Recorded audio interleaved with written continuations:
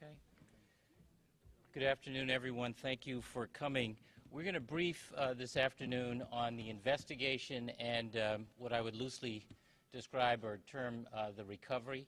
We're going to hear from the SAC for the FBI, Rick Delorier, on the investigation, and then the mayor and I have a couple of follow-on comments and announcements with respect to the recovery, and then any of us are available to take questions from any of you.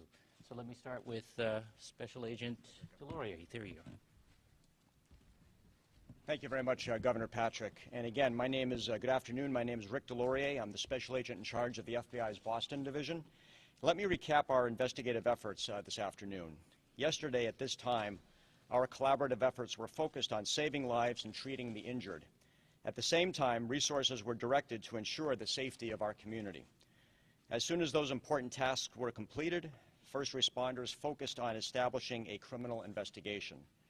The FBI's Boston Joint Terrorism Task Force, composed of more than 30 federal, state, and local law enforcement agencies, including the Boston Police, the Massachusetts State Police, ATF, HSI, United States Secret Service, and others, responded to the scene.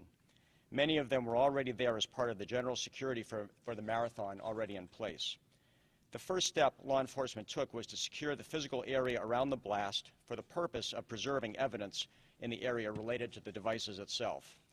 This morning, the FBI, along with Boston PD, Massachusetts State Police, and ATF, officially began its forensic evidence recovery effort at the site.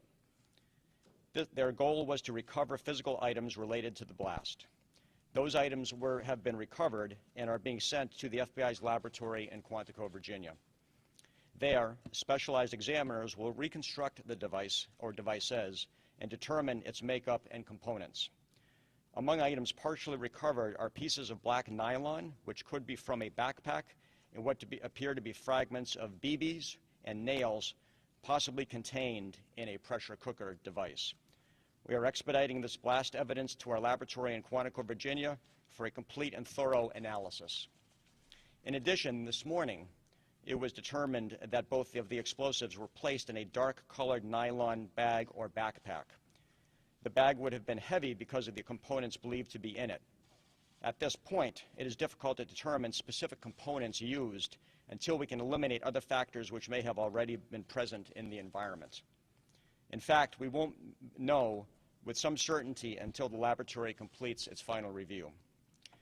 Away from the scene, yesterday afternoon, the JTTF began its investigation. Immediately after the bombing, the FBI initiated a command post.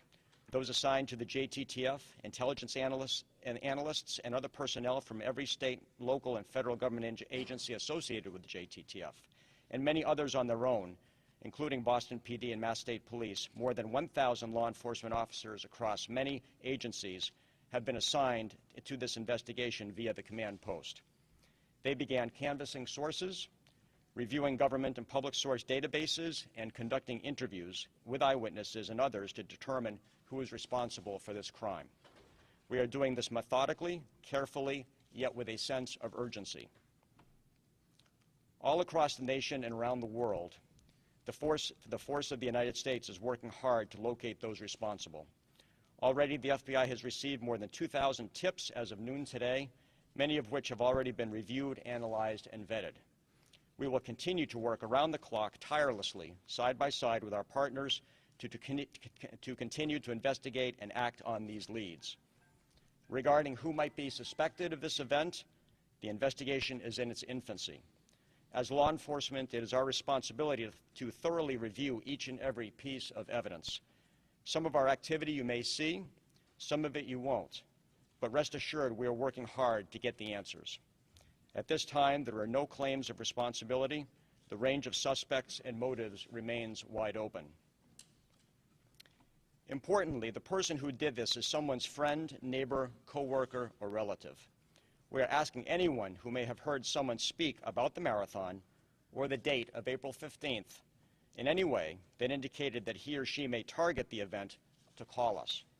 Someone knows who did this. Cooperation from the community will play a crucial role in this investigation.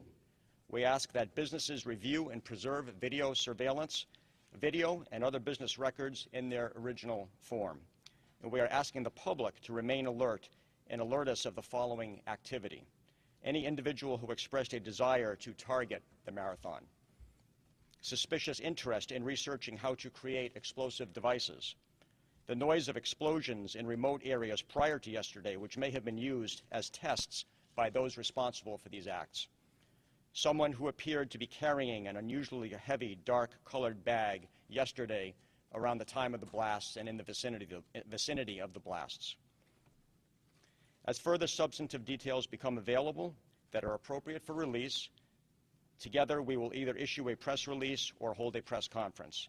And tomorrow we plan to hold another press conference in the early afternoon. Thank you very much. And I want to thank the public for their tremendous support in this investigation. It is crucial to our ultimate success, and I thank the residents of the City of Boston, the citizens of the Commonwealth of Massachusetts, for this information that has been provided to us. I also want to thank the Westin Hotel here for their services in allowing us to use their facility. We are very grateful for that. Thank you very much. Thank you, Rick. Mr. Mayor?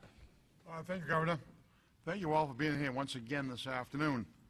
As the investigation continues and more victims are being identified, in true Boston fashion, we have received many offers of help and assistance.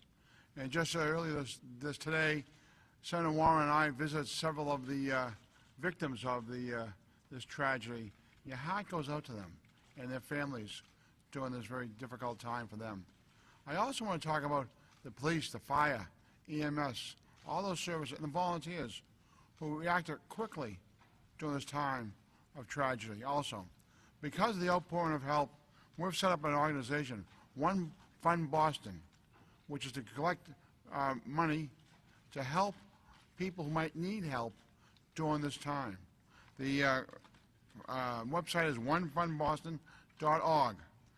And you can go to that site and donate any resource you have. Some of the folks who have stepped up so far are John Hancock, Jack Connors, John Fish, Steve Pagluka, Larry Lucchino. The whole business community is coming together, and the Boston Foundation.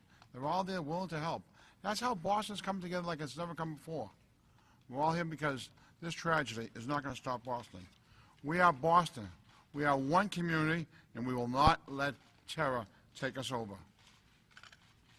Thank you very much, Mr. Mayor, and thanks to all of the donors, the inaugural donors, if you will, for the One Fund Boston and those who will contribute.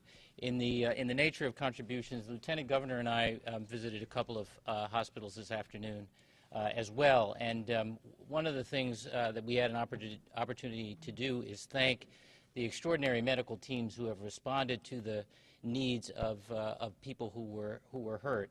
One of the things we learned is that there is a need for blood on a sustained basis. So this will be, I just want to make sure everybody understands this the way I think I understand it. Do not go and make a donation today, but next week and the week after that, there will be an ongoing need for blood donations. So members of the public who are following these announcements, who are inclined and able to make blood donations at their local hospital or through the Red Cross, next week and the week after that, our medical professionals anticipate a need. We are going to have an interfaith service. It will be at 11 o'clock on Thursday morning. It'll be held at the Cathedral of the Holy Cross in the South End.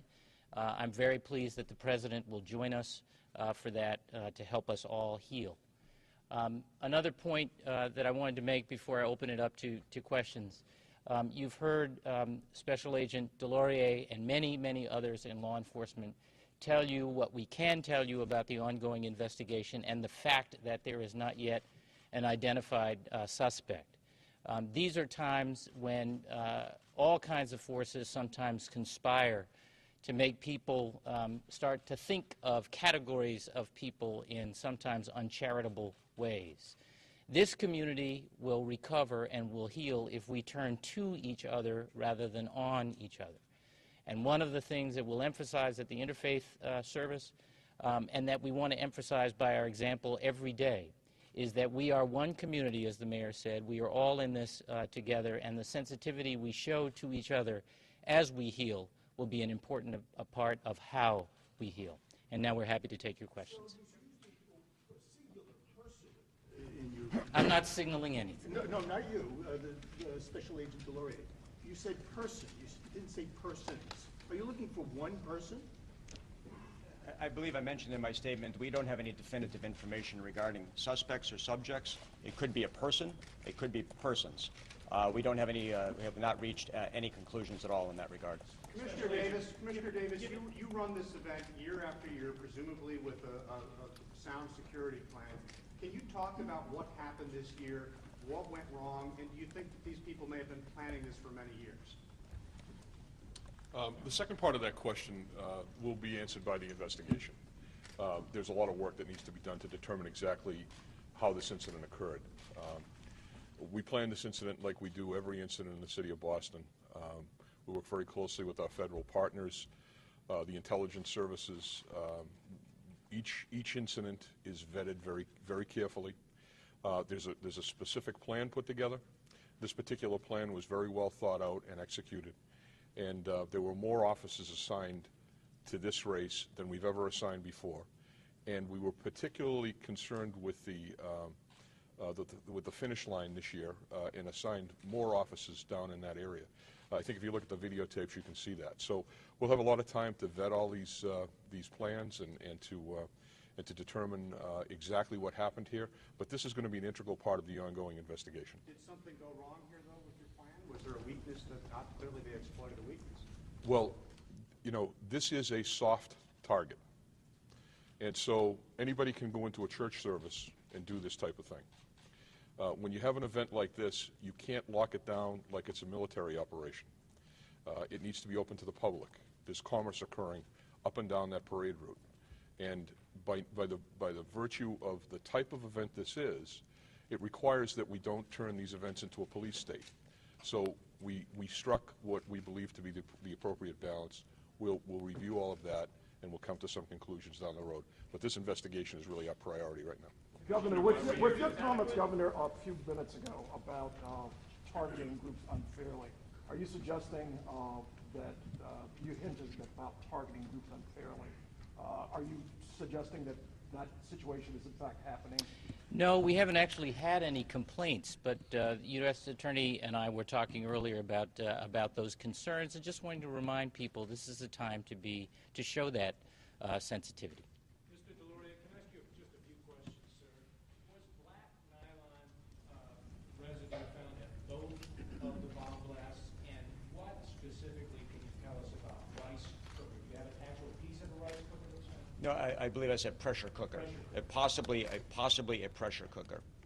Black nylon bags, possibly at both sites. Yes, black nylon bags as opposed to, I think you said residue, but. You said that they were heavy. About how heavy, and were they concealed in anything else, like a grocery bag or any other kind? I can't characterize the specifics of that. We're postulating that they needed to be heavy bags to carry the explosive devices inside of them. They would not be light bags. And just one other question. Does it appear that they were then twin bombs? Was the damage the same at both, and the fragments the same at both, and the nylon the same at both? I think that would be speculation right now before the evidentiary review is complete. How uncommon is it at this point? Or anything that would hint it? Did you find a circuit board or a fragment of a circuit board or anything that might get it detonation? The evidentiary review is still ongoing right now, and I wouldn't want to speculate or characterize any more than I already have. How uncommon is it at this point? How uncommon is it at this point in the investigation, in this type of attack, not to have anybody come forward? There are a variety of reasons why. And this is a very complicated investigation.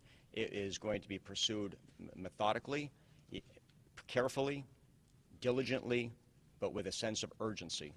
And we are barely 24 hours on into this investigation. So I would say that this is still in its early stages, and that's the best way I can characterize that right now. Governor, has the senior state ever issued guidelines to commercial property owners on how to deal with these kinds of attacks or disasters in the past? And are you going to do that going forward if you haven't? And as they're rebuilding their properties on Boylston Street, will you encourage them to do so with reinforced glass windows like that have gone through in the past? It's one question per customer. You know that, right? Gotta get them all in at once. Yeah. So I don't frankly know the answer to the first question, other than the guidance that folks along the route get in preparation for a specific event. In terms of how we go forward, I'd just like to remind everyone we've had 116 years of incident-free marathons, and every year we have learned from the last experience. This is a painful and tragic lesson, but we will learn from this as well, and next year's marathon will be even bigger and better. Mayor Menino, do you know? Through that area over the course of the day, would you say, what's the ballpark range of how many people were at the finish I don't know the answer to that, do you? We do not You're make... talking about in the area where the blast occurred, in particular? Yeah. We don't make specific estimates on crowds, but tens of thousands of people are right at the finish line. And this group of people extends off and on for 26.2 miles. 24 hours later, how much closer are we finding out? There's been a lot of work done. They are literally going over the crime scene with a fine-tooth comb, and there's a lot of information that's coming from the evidence and from our analysis of video. But it's very early in the investigation. As Mr. Laurier said quite clearly, this has to be a methodical investigation that is not a rush to any particular end. We have to be very cautious here. Special Agent Deloria, knowing what you know about the devices now, are these things that bomb-sniffing dogs could find? I couldn't speculate on that right now. Again, we're still in the process, as Commissioner Davis just mentioned, we're still in the process of going through the evidentiary review at the crime scene. That process is not completed yet. It is ongoing, and I wouldn't want to speculate or characterize that anymore until that process is complete. Mayor Menino, do you know? Mayor Menino, do you know anyone who was hurt, and have you spoken to the families of anyone who was killed? Yes, I visited several of the families this afternoon at the Brigham and Women's Hospital, and they were very strong. The victims, the families needed some help, but the young woman I saw there who lost her leg, she had a lot of courage, and I think they're hanging in there, and we've offered them all the kinds of help we can, both at the medical, but also the city help that will be there for them. And those families, they're going through very difficult times now, and we as a city, we as individuals, have to support them as best we can. Did you know any of the families? Yes, I did. Who lost? I did. Is there anything that you can say Huh? about? Anything that you can say about the people who were lost? No, guys, you want a lot of answers? Some of these things are personal things. And when you get down to things like that, it's very personal. And you don't get into facts of conversations with victims who you know personally. Commissioner Davis, you said earlier that you pay special attention to the finish line. I wonder if you can expand on that. Why? What particular threat do you have for the finish line? Well, as the governor said, we review each one of these events, and at the end of our review last year, we determined that the crowds were larger than usual, and so we put extra officers at the event, especially towards the end of the race, and especially when the runners were first coming in. But as I said, if you review the pictures and the videotape, there was a significant amount of police presence there. The officers are lining the route, looking into the crowd, which is what their job is.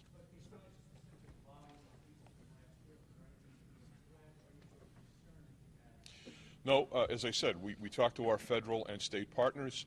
There was no specific threat about this event. This was a standard threat picture after 9/11. We're certainly very vigilant, but there was nothing specific about this particular event.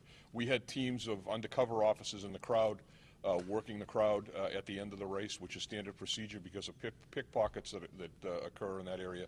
Those teams were out there. They were fully deployed, as were our EOD dogs, which were in the area all through the race.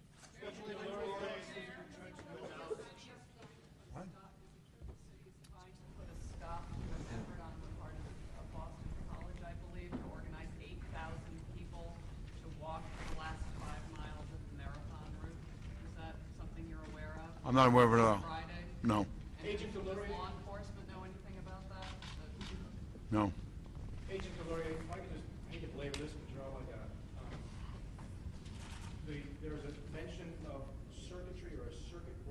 priming device that was found? Can you say anything about that? And I'm assuming now you guys have swabbed the residue and know the agent that was used in explosive. Is that something you want to share with the store owners that we have to ask?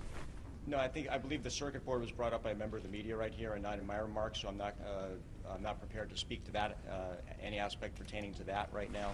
But certainly going out to the community, conducting a logical investigation, I can assure you that the Joint Terrorism Task Force is doing that as we speak. Are there indications of how much, of whether it took a lot of planning to do this, that they may have been planning for many years, as I asked the police commissioner? Again, hopefully that will come out in the investigation. I wouldn't, again, that would be speculation on my part right now to speculate how much planning went into this. I do not want to provide you with anything that might be inaccurate information ultimately, so I wouldn't want to speculate on that. The names of 2 victims have come out. Is the third name going to be released?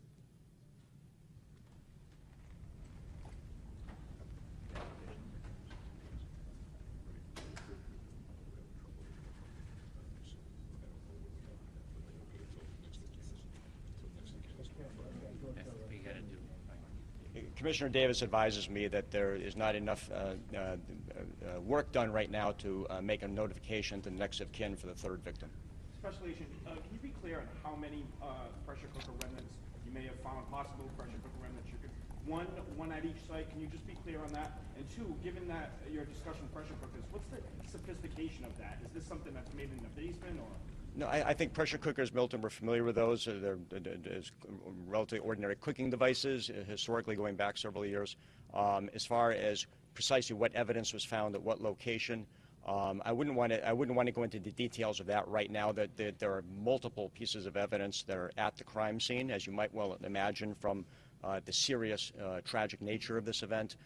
That analysis is ongoing right now, and I wouldn't, again, as I mentioned before, I wouldn't want to provide you with inaccurate information right now as to whether specific pieces of information were found at both crime scenes. Information that could possibly be a pressure cooker was found at the site, and we are putting that out to the public in an attempt to generate any lead information. When will the troops be gone from the city?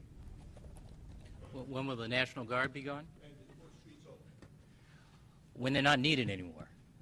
The job of the National Guard right now is to secure the crime scene. The work of going through the crime scene continues. We are not going to rush that. That will involve some inconvenience to people, but I can't tell you when that work will be finished. The other thing the National Guard is doing is helping with the random bag checks in the T, and that'll continue for the next day or so anyhow. Sorry.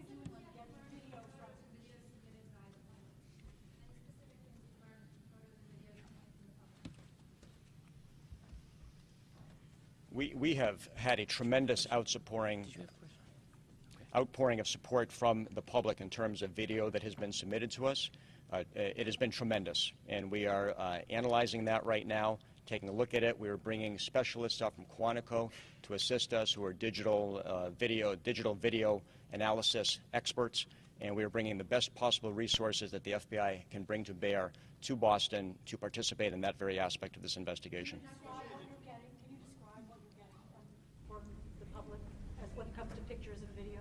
I could. It's various video submissions of the area around the crime scenes that were taken around the time of the blast, both before and afterwards. All video like this, we encourage the public and particularly business owners in that area to continue to submit this information. This is very, very important, and we thank the citizens of Boston and the Commonwealth of Massachusetts for submitting this information. Can we hear from the ATF, please, about what the potential explosive might be that was used? Many witnesses are saying they smelled something like gunpowder. Yes, that's correct. That has been reported, that type of smell, but we're not prepared yet to go into the specifics as to the blast scene. It's a fairly expansive, large scene, and that's why we're having to be so methodical in how we're processing it. We do know that there has been some debris recovered from some of the rooftops nearby, as well as some of the debris has been embedded in some of the buildings nearby. So that gives you just a kind of a scope of the power of the blast, and you can see how it was so devastating.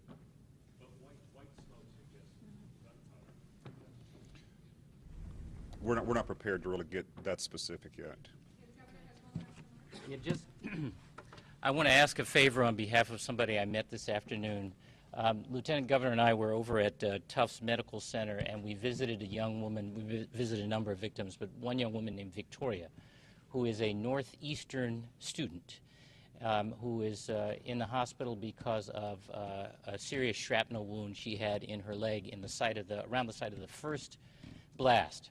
She was scared. She was carried, I think, by a firefighter. We think by a firefighter to the medical tent, really, as she described it, hysterical. There was a person who helped calm her down, who she said who described himself as an Army sergeant, an Afghanistan vet. I don't know whether he was assigned to the medical tent or, like so many other people there and elsewhere in the Commonwealth, just jumped in to help. But his name is Tyler. That's all we know, Tyler. And one of the things he said to her to calm her down was to show her his own shrapnel, a wound or scar from his own shrapnel wound from when he was in Afghanistan. Victoria very, very much wants to thank Tyler personally. So if Tyler is out there and listening or reading your reports, we would love to hear from Tyler so that we can connect him to Victoria. And Tyler can get in touch with us by dialing 617-725-4000. If you just get that word out there, I'd appreciate the favor, and more to the point, Victoria would. Thank you all for coming.